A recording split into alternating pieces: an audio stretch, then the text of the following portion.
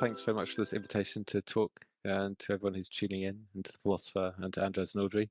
Um, it's nice to chat. A brief introduction to ways of being. I'm a writer and an artist and a number of other things. Um, I've had various hats. Um, this book emerged from a particular field of work and a particular background. Um, my work for the last more than a decade was largely in what could loosely be called technology criticism. Um, I made a lot of works about contemporary technologies, largely from a critical perspective, and those took the form of videos and installations and texts and images and a whole range of work. And at the same time, I was writing, as I usually am, and that writing coalesced into a book called New Dark Age, which kind of summarized, I think, maybe a decade's thinking on my part about technology. Um, the main theme of that book was the essential unknowability of contemporary technologies by anyone at an individual level, and by extension, the vast doubts and uncertainty we all have about the world around us, uh, aware that we are enmeshed in kind of vast systems about which we know and can understand as individuals very little, um, but we understand, like, govern and direct most aspects of our lives, whether that's political systems, financial systems, technological systems, the climate system. Um, we're aware of these hyper objects, but feel we have little agency within them. And that book, New Dark Age, concentrated on technological aspects of that, looking at everything from mass surveillance to artificial intelligence as it appeared 7, 8 years ago, um, uh, and to some more um, larger questions about what is knowable uh, in the world. Um, Finishing that book, I was also I felt somewhat finished with technology. I really, I always say I always wanted to write a book about technology. I always wanted to write a book about the internet, and I thought it would be a book about how great the internet is because I grew up on it, and I still kind of, despite everything, love it. But I started writing that book, New Dark Age, between the Brexit vote and the first Trump election, and so that coloured it somewhat and turned it into the book it was, which was really an attempt to answer the question of why the internet, which I thought was so great, was actually so terrible. Um, as I say, when I finished it, I was sort of done with technology, and I wanted to shift my interests, and as that goes, shift my life, because the work that we do and the things that we focus on shape our lives quite directly. And I wanted to move in towards a more ecological way of living, way of being, um, in which the concerns of the living planet were more central to what I was thinking about and what I was doing. But I didn't want to just kind of go into that like blind, essentially. I wanted to see what I could take from what I already knew to see if there was something I could bring to ecological discussions, from what I already learned and knew about. And it turned out that that route was through ideas of intelligence.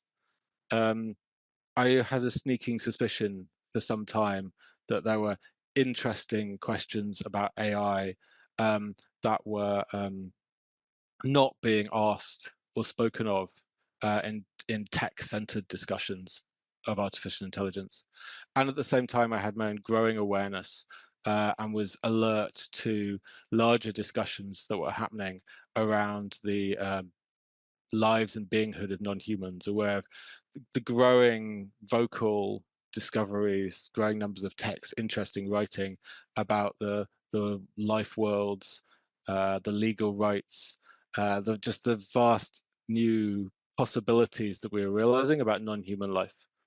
And so I had this realization that perhaps talking about artificial intelligence as simply as a non-human intelligence and bring it into discussions of what I had come to understand as the more than human world um, would be an interesting thing to do. And so that's where Ways of Being comes from. It was an attempt to put non-human machine intelligence into the context of larger discussions of non-human intelligence more broadly. And I originally thought it would be a book about intelligence itself, um, but I quickly realized that um, intelligence is such a broadly and ill-defined term that uh, there's a lot of different places one can go with that discussion. So in the book, I delved into ideas of intelligence from a human and non-human perspective, but also quite broader ideas of sensing, of how different beings feel and understand the world, what we can know about other species, but also particularly, and I think this is really key, what to do with that knowledge.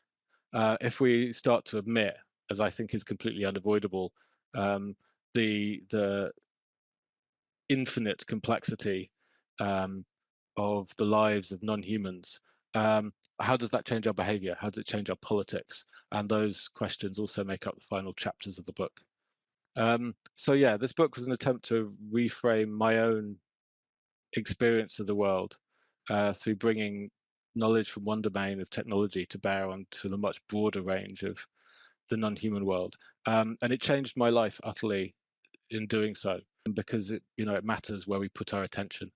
I know that's probably enough to say about it for the moment. So let's have a discussion.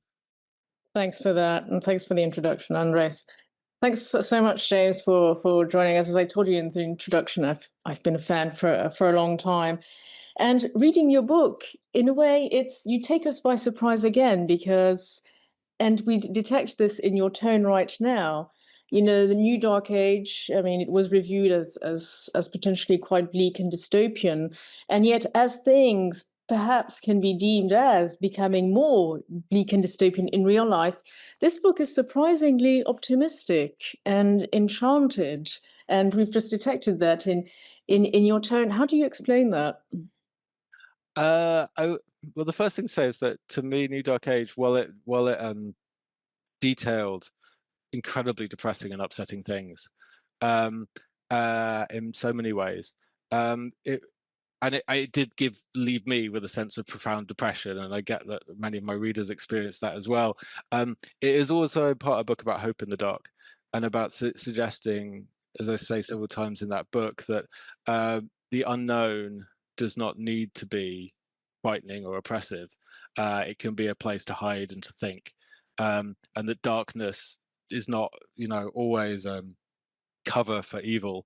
It can also be, again, a place for expanded possibilities. And one thing that I sort of realized very much in hindsight after completing both books, long after doing so, is that uh, this idea of the unknown and the unknowable that I expanded in New Dark Age, that I, despite those protestations, largely figure as something detrimental to our health, was actually opening up a space to talk about the more than human. That space that I considered to be essentially unknown and unknowable um, turned out to be full of other beings. Right, it wasn't empty. That the world is full of incredible partners for exploration that were kind of made space for. I felt by the first book, um, and but I would also say that despite my purposeful at times demeanor. Um, I'm not an optimist or a pessimist. I don't really believe in those things because I don't really believe in thinking or acting around the future in that way. Um, I believe in like action in the present, and so yeah, I try to really ground my thinking about what is possible and what to do in what we can do now with the things that we have to hand. Thanks for that. That's very interesting, that you already, in a way, kind of showing us the framing of this book, which rejects these dichotomies. I mean, you have a whole section actually on rejecting these binaries, nature versus culture, natural versus artificial, mind versus body, and you kind of ascribe those to perhaps a legacy of the Enlightenment, where we learned to be more domineering, where we separated ourselves perhaps more explicitly from the natural realm and asserted our superiority, our purported superiority over it. And, you know, my my question to you really is, if I can recall it right now, is how do you think, how do you think we came to see things in that frame, in that particular light? And do you think that most of the framing around artificial intelligence today has to do with distraction, precisely, as opposed to what you call paying attention to this expression that I really love, the more than human world? Okay, it's quite a lot there. I mean, the first thing is this the sort of big we. Who is the we? So you know, let's let's keep that we mostly to people of my experience, which is largely people of European heritage, brought up in a European scientific and philosophical tradition, however much we might have learned to disagree with it, and that really just to emphasize that so much of what I write about in the book, on which I mostly rely upon science, Western science, to make the points, is really not a surprise to people from other traditions, from non-monotheistic traditions, from animistic traditions, and from various indigenous knowledge systems. So a lot of the work is simply puncturing some of that conditioning. Um, because it's largely that conditioning that's got us here. And I mean, there's all kinds of histories of science that explore the roots of that. Whether those are certain cultures that came to become the dominant culture as we understand it today, that are based on various forms of property and domination, uh, whether they come from a scientific position that really figured the world as something that we could investigate as outsiders, the kind of traditional, let's say, scientific position that considers the scientist as a completely objective observer of the world and therefore to some degree outside of it looking in, that enforces a false idea of separation, um, and that then also led to much of the, again, traditional becoming less so, but very much not shaken off idea of non-humans as um, either not real in the sense of not being vital, not being people, not having feelings, perhaps not feeling pain, not having consciousness or awareness, um, or simply kind of on some kind of hierarchical scale lower than us. Even if we are to admit um, non-humans as being equal to us in so many ways, we, even the best among us, rarely live our lives 100% according to that. We're not all Janes going around with fluffy shoes and brooms in front of us to stop us treading on insects, even though that's where the philosophy might take us. So we live inside a very compromised world even when we hold those views, but to me it's clear that they emerge from a long history of patriarchal, colonial, imperial societies that dominate the other in all its form, and they emerge from a scientific belief in objectivity and separation from the world. Those are the kind of two poles that I'm mostly arguing against in this work, as much as I'm arguing against them more, pointing out the wonders that start to occur when one disregards them.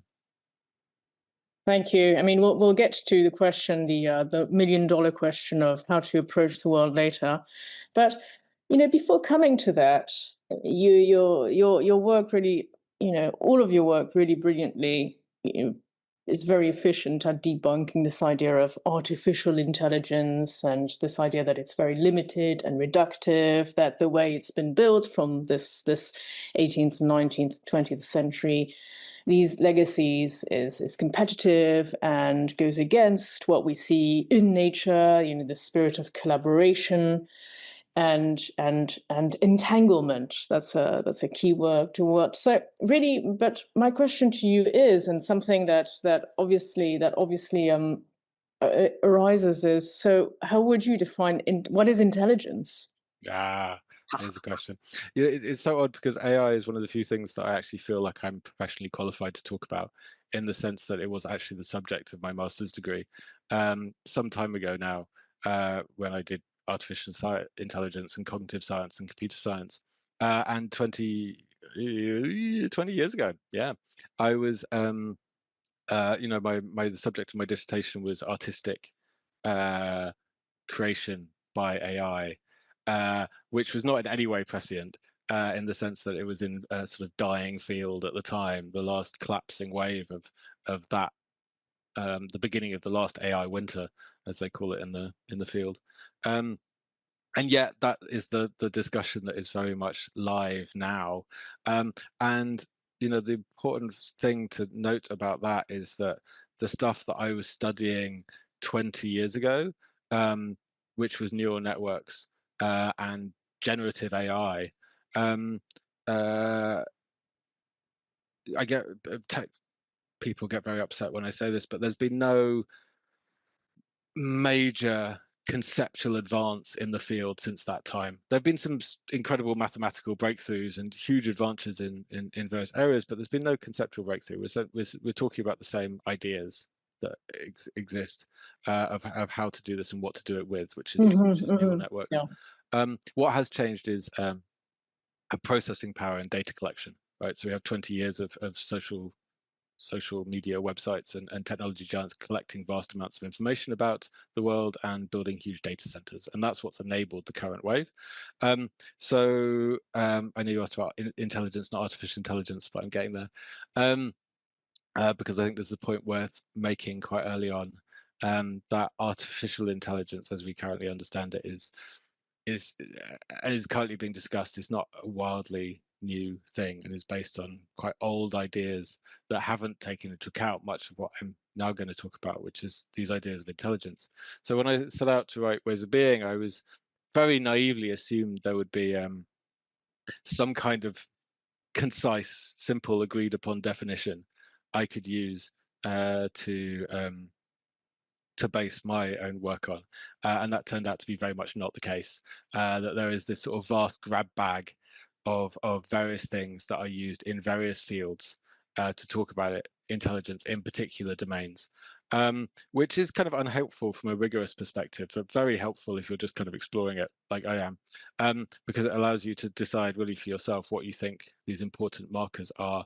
And it became very evident very early on, in my thinking, that when we talk about intelligence, we are mostly talking about what humans do in the broadest possible sense, because that's our marker for it.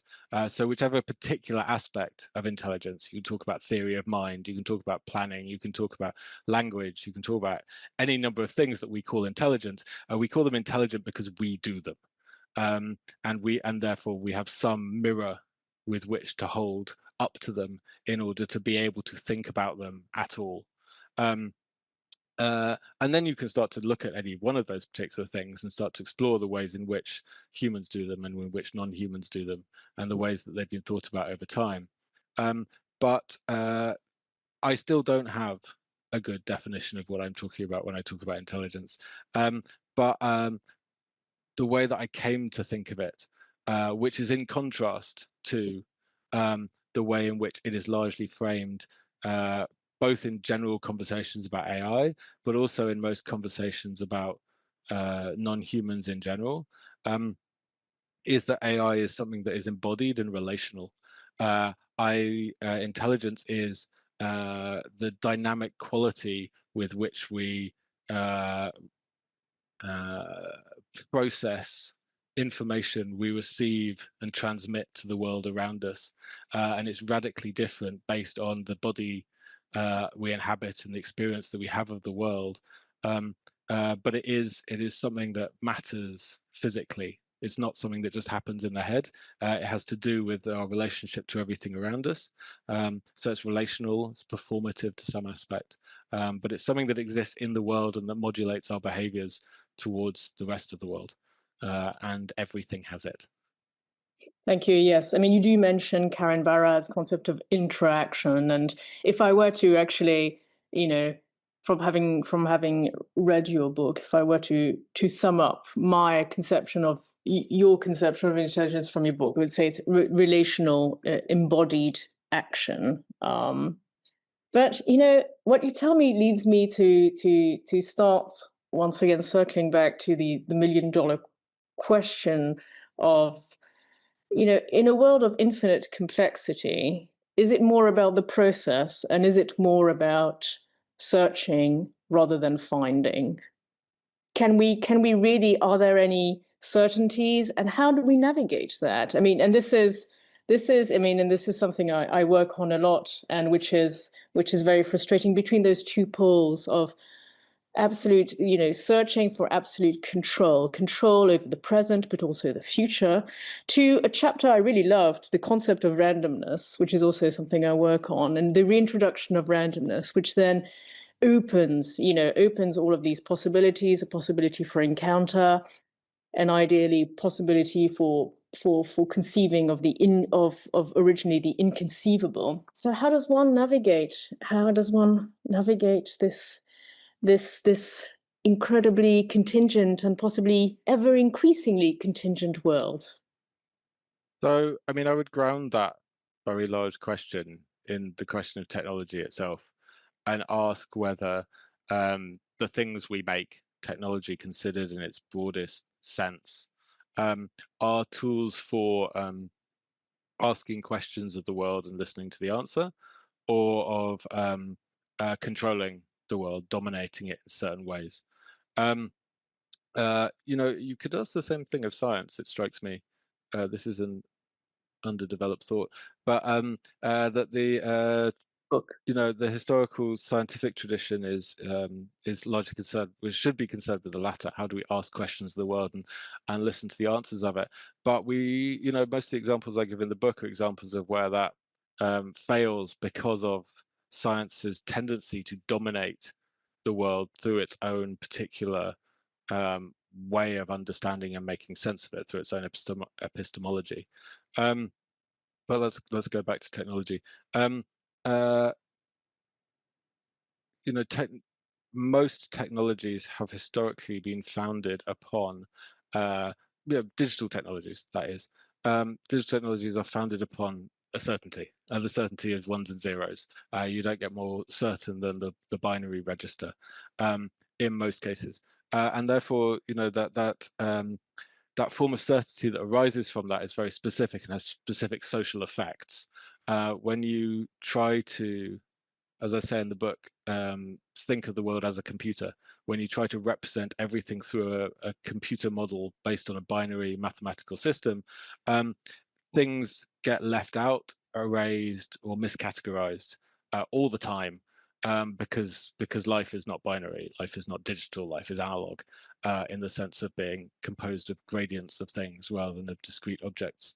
Um, at both the emotional and at the quantum physical level. Um, and so systems of technology built upon binary code are inherently uh, attempts at controlling, uh, because they're attempts both to fit into that binary system, and they also attempt to build models of the world that do not touch the world. Um, and their ultimate goal is to predict the world with such accuracy that they control the future, which is obviously a ridiculous thing when you say it out loud, but that is very specifically what all of these systems essentially attempt to do. Um, where's this going? Um, and so, yeah, the portion of the book that you mentioned is introducing the concept of randomness, where I introduce randomness as a true randomness, as a way of disturbing such systems, because digital computers, Turing machines, 99.999% of all machines in existence, can't create randomness. Um, it's not how they operate, and it's not what randomness is. And so in the book, I detail various interesting ways in which computers have been induced to partake of the world in such a way that they are capable of uh, of doing things at random, doing things like listening to atmospheric noise or measuring photons in a light tube disturbed by cosmic rays, by looking at lava lamps or whatever it might be, that they have to have this connection to the physical world in order to do things that are genuinely random. And that to me is this kind of admission that uh, that these forms of intelligence on which randomness depends, or rather, the forms of intelligence depend upon randomness, which is a, a connection to the world. The relationality of it of intelligence is its sort of fundamental quality, um, and this might be a very large philosophical point. I don't know, that there cannot be anything. There can under in that understanding there can be no such thing as intelligence in a vacuum. Uh, there can't be the brain in the jar of science fiction or AI imaginings, right? Downloading Because brains. intelligence can only exist in relation to other things. That's my understanding of it, and that really, that yeah, disturbs quite a lot of, I think, of the thinking about intelligence, and as we tend to think of it, um, and yeah, brings some larger questions to things like artificial intelligence that are quite interesting to try and answer. Yes, I mean, one of the perhaps more daunting and counterintuitive propositions that you have, if I get you correctly, is that you say, we should precisely embrace the unknowable and the unpredictable, and that is, to be fair, in the world we currently live in, jettisoning all the classifications we have and the various groundings, quote unquote, we have, and to precisely accept these forms of deviations, and I'm quoting Turing here, it could be a daunting task for us. Something I particularly like in your book, and you state that explicitly to your credit, is that you say that we tend to think that, I mean, I'm paraphrasing here, that the world is like a computer, when it's actually the reverse. It's that computers are like the world, and I have read quite a few books on AI at this point, and you're perhaps one of the few people who actually writes this explicitly, which is in a way quite bizarre, frankly. Um, and and you mentioned the concept. You introduced the concept of technological ecology. Can you tell us more about that? Yeah, so what I mean by technological ecology is really quite simply to have conversations about technology that admit that is part of ecological relationships. Um, as I think I wrote in the book, like every field discovers its ecology in time. Every field of study starts off thinking it has discovered some special particular nook that it can wholly contain and enlighten. Um, whether that's medieval poetry or the science of prairie dogs or whatever it is, but you can focus right down it and say, I can tell you everything about this thing. And then of course ecology comes along and reminds you that it's connected to everything else. And the story of 20th century science has largely been the story of fields discovering their ecology in these various ways, and realizing that everything is connected to everything else. um, and technology is largely refused to do that. And I talk about it in the most literal sense, grounding the computer as an object in its ecology, meaning that acknowledging that it is an object made out of the bodies of sea creatures that died billions of years ago and powered by photons from the sun that come through a warming atmosphere. And that it is part of the world. I think I say several times that there is nothing in this world that has not come out of the world. There is nothing that is disconnected from our planetary environment in that way. And so on one level, I mean the technological ecology, literally placing technology within its place of the systems of life. Um, on the other hand, I also mean like thinking of it relationally, like how we relate through and to technologies in various ways. Again, just to assert the primacy of the relationship of Karen Barad's interaction, as you mentioned, as the primary engine for everything, that nothing exists outside the relationships and interactions that it has. Um, there's another part to your question that began somewhere else that I actually wanted to speak to, but I think I've forgotten where it started.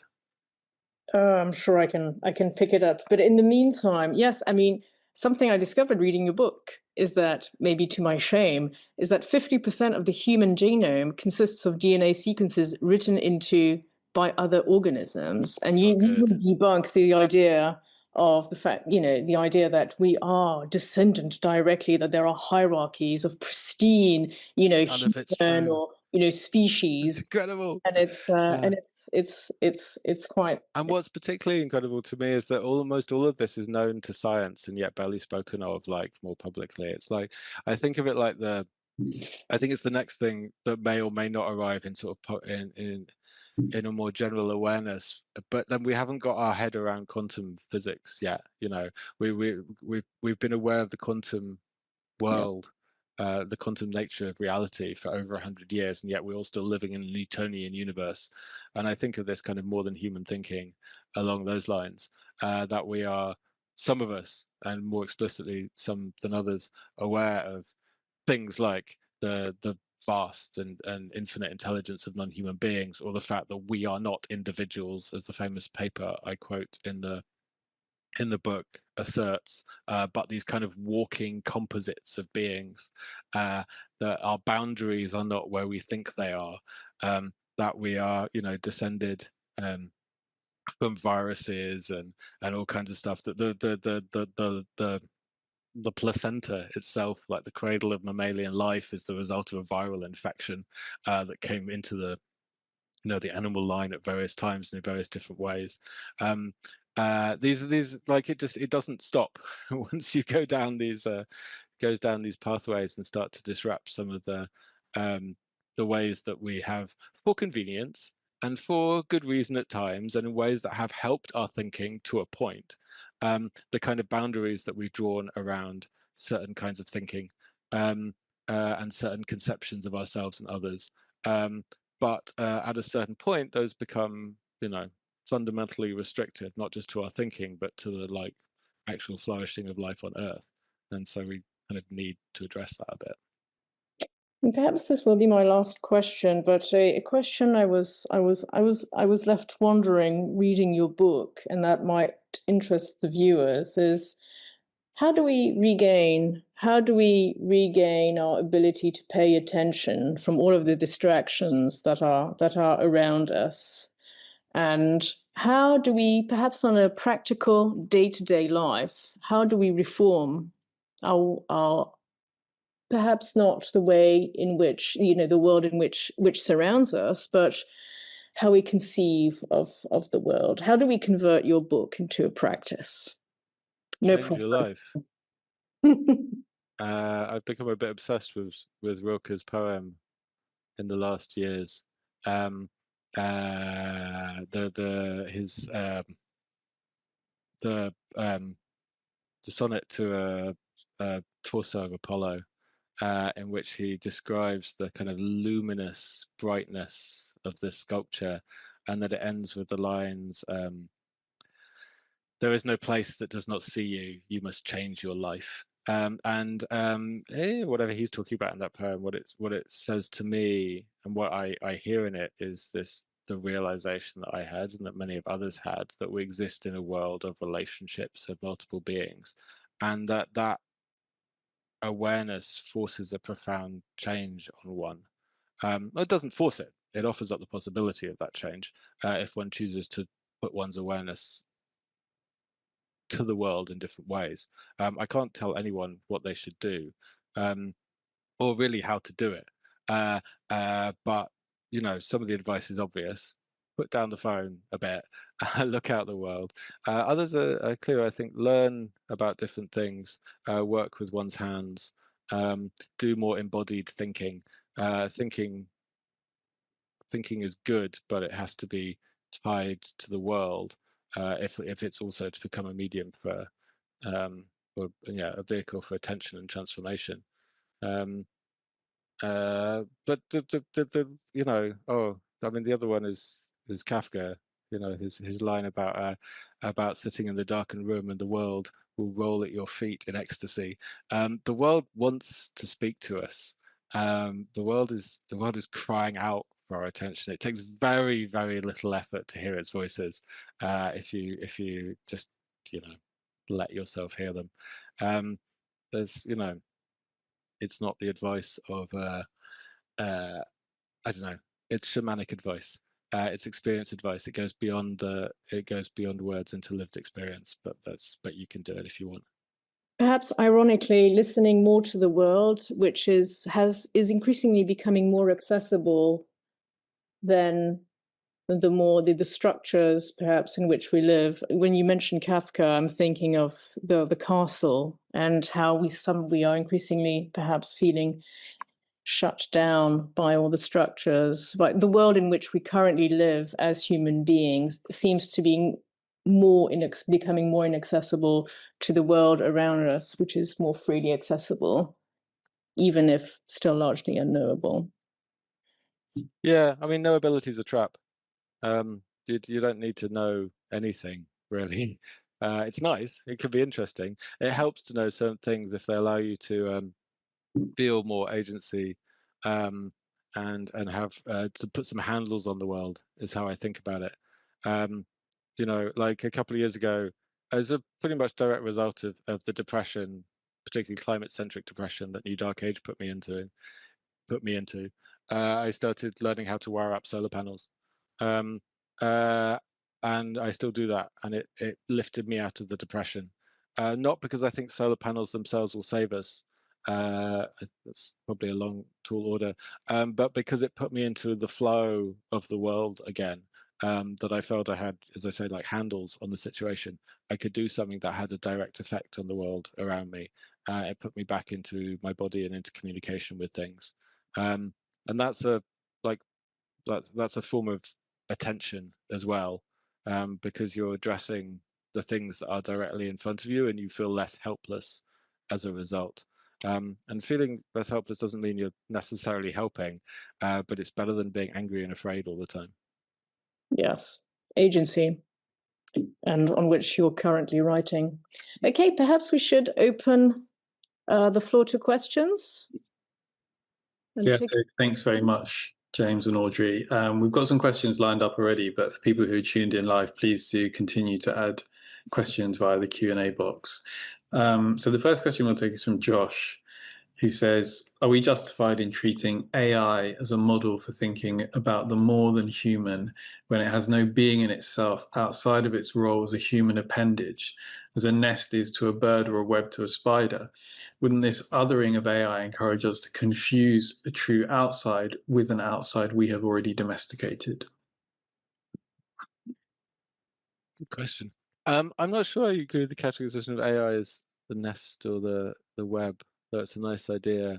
It's as you said, belongs to a different category of tools, perhaps. But to address the main question, um, I definitely don't think we are um, uh, justified in treating AI as being an intelligence on par with non-human intelligence of vital intelligences of all kinds. Though I think that's complicated and we could go into it further. I do think we are justified in treating it as a kind of toy model of intelligence in certain ways, because that's how we think. We think through our tools, and if we can make models of things, as long as we refrain from mistaking those models for the world, they're very useful to think with. It's how we do most of our thinking. We make models of things in order to understand them, whether that's model aeroplanes or neural networks. Like they're very powerful tools for thinking. Just don't put them in charge. And yeah, don't mistake them for the real thing either. That's absolutely a critical part of that. But I'm not proposing that machine intelligence is at this point, and in any particular ways equivalent to more vital forms of intelligence. But it is still good to think with. Yeah, it's interesting, if I may add very quickly, how, even though we know these facts objectively, we still tend to confuse, and that all of the narratives peddled by AI tend to confuse the model for the world itself, even though this has actually been debunked, addressed explicitly and debunked since the early modern period. And I'm thinking of Leibniz, whom you mentioned very wisely in your book. Yeah. Should we take a next question? Why don't I take Tatiana's question? Do you think AI and the unlimited choices it offers today steals from people the most precious things in their life, time, insightful learning, the process of getting to know something through experience. Might sound paradoxical, but it feels that the very nature of these pleasures disappear and becomes instant, mechanical, which turns ourselves into robot-like creatures. I mean, that doesn't really sound like AI. That sounds like most capitalist technology products. Yeah, including social networks and most apps and all kinds of things. What's being described there, although it does describe most currently actually existing AI, is really a description of things that are made and touted as being useful, but actually have an entirely different agenda, which is to take our money and monetize our time. Yeah, you're talking about capitalist technology, or in the book I talk about uh, actually existing contemporary AI as corporate intelligence, right? And the point about that is that it's a narrow, first of all, it's a narrow idea of intelligence, but it's also being implemented like all this other stuff is implemented, which is to consolidate money and power into the hands of a ever smaller number of people. And so of course it's distracting. Like, of course it's not good for our mental health. Of course it doesn't, help us get on in the world in any meaningful good way, because it's not meant to do that. Um, uh, that's but I would really caveat that by saying that doesn't mean that it can't.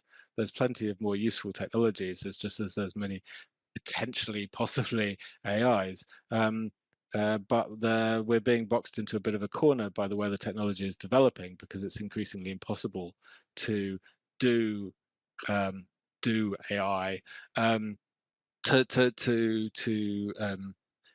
to operate or develop AI along the main pathways that it's currently being developed technologically without vast amount of existing money and power. So like, as this technology advances, and this happens again with all technologies, like, um, used to be able to build a car in your garage, but you can't really do that with an EV, right? Technology becomes more rarefied as it becomes developed, and it's harder to DIY, and therefore harder to map out alternative paths for it, and it gets locked into these critical pathways. And the problem with that is that the people with the money and the power do not have most of our best interests at heart, and so that's why everything becomes, in Cory Doctorow's words, inshitified. Um, uh, but yeah, that's to say, I would push back slightly against that as a characterization of AI, but only because I say it's not just AI we're talking about. Should I take another question? Yeah, there's one from Natasha here, who asks, what is your view on an ecology of intelligence, including animals, humans, machines, and all sorts of beings, as a counter concept to the odious AI race? Yeah, I mean, that's the concept right there. Intelligence is best viewed not as a hierarchy or as a kind of platform for competition in which one super intelligence will rise above and dominate all the rest, but as this kind of infinitely flowering field of possible different intelligences and different experiences of the world.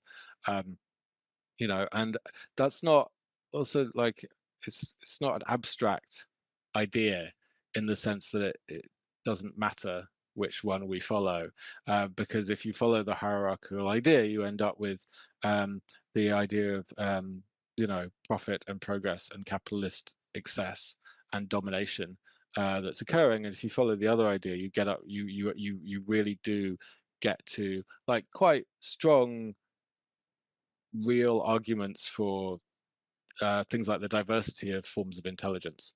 One of the places I take the discussion in the book is into research into things like citizens' assemblies, which are political formations whose power is and a very real effectiveness is premised on the fact that you have people from multiple backgrounds and experiences looking at some of our thorniest social problems rather than narrow groups of domain experts, because it turns out that those problems, the novel, knotty problems, are best addressed by by the broadest range of intelligences, i.e.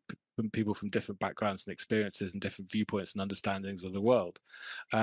So there's real value in understanding it as an ecology of intelligences, and it's very much worth pushing that kind of beyond the human, to think what it means to think with all these forms of intelligence, admitting them all as having their own value, not one higher, more special or more powerful than any other.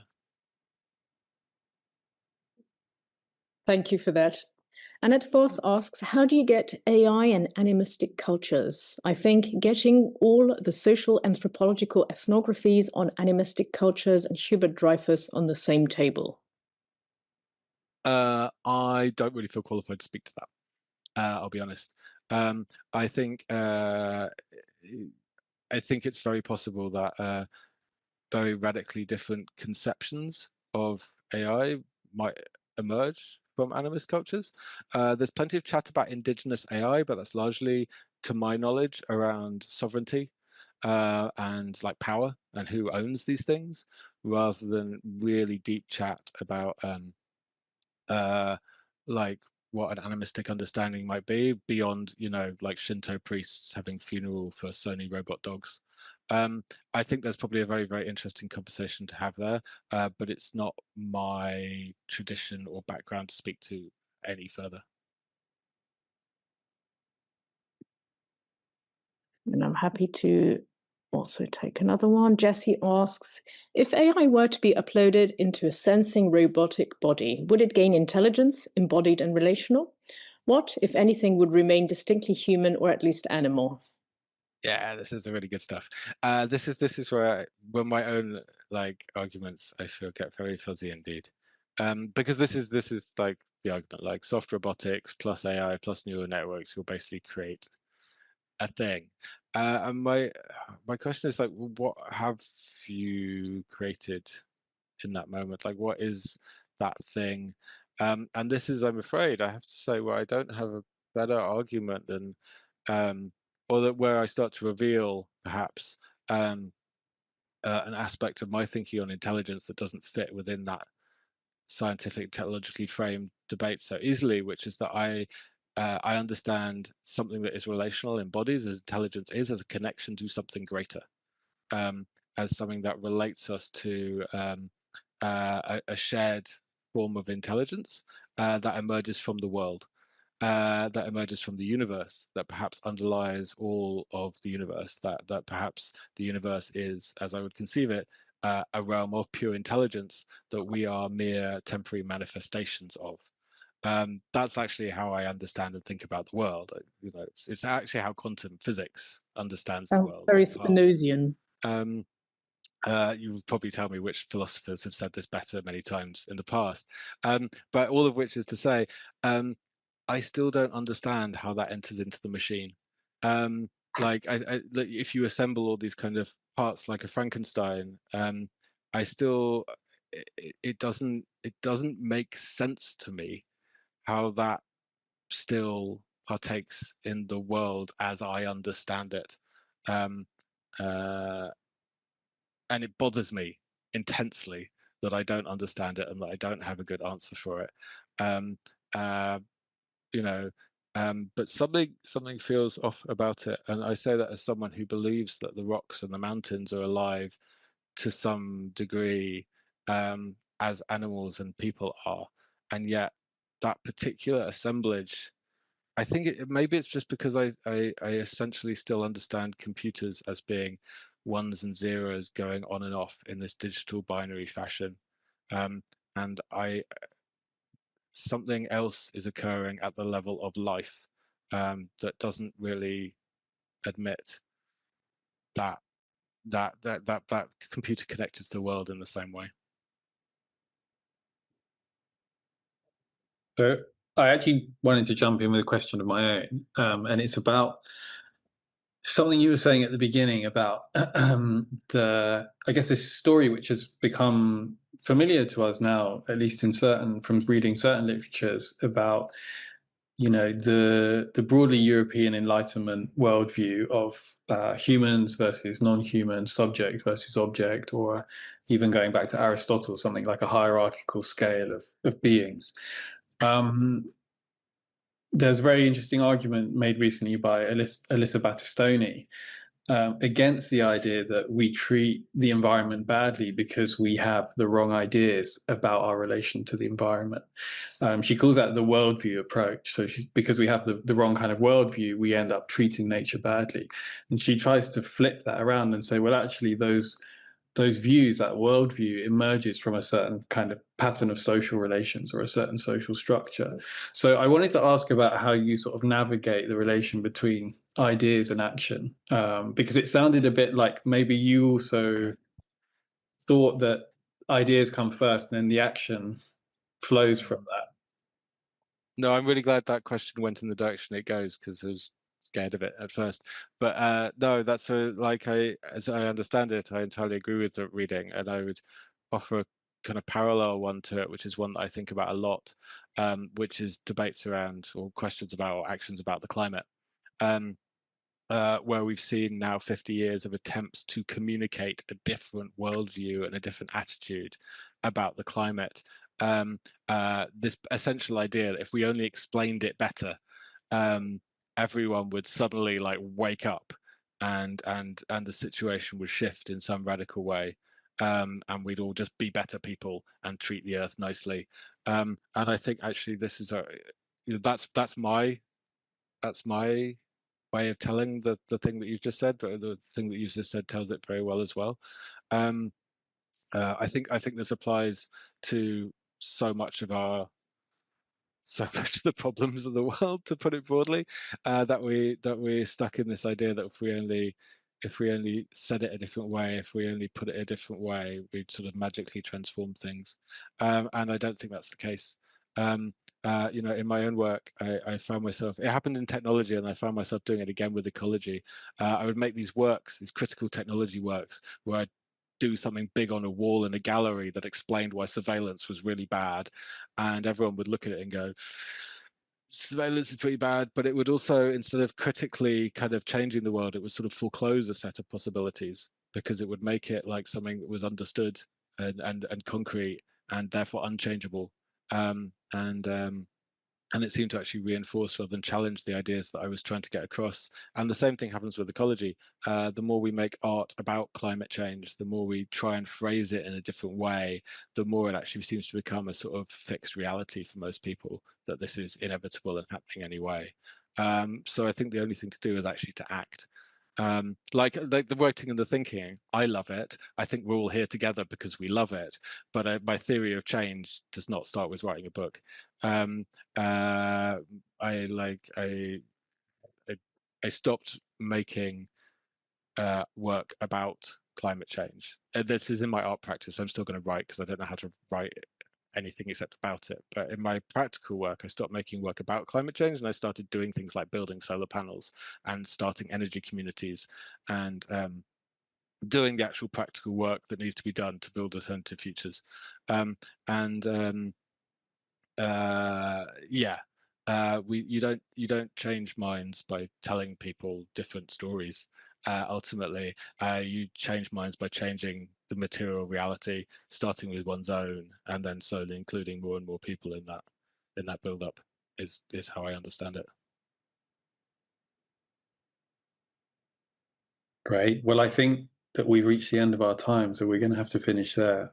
But thank you very much, James and Audrey, for the conversation. And thanks to everyone who tuned in as well. We'll be back in 2 weeks, I believe, for the next event in the AI and the Digital series. Thank you so much. And yeah, I love your final comment, James, taking us back to quantum physics and Karen Barad, this interplay, this inextricable interplay between thinking and actually doing, how these come together. Thank you so much for joining us. Thanks so much, Andres. Thank you so much, James. And we look forward to reading your next book. Hope I'll finish it. Thank you. Yeah, thanks all. Bye, everyone.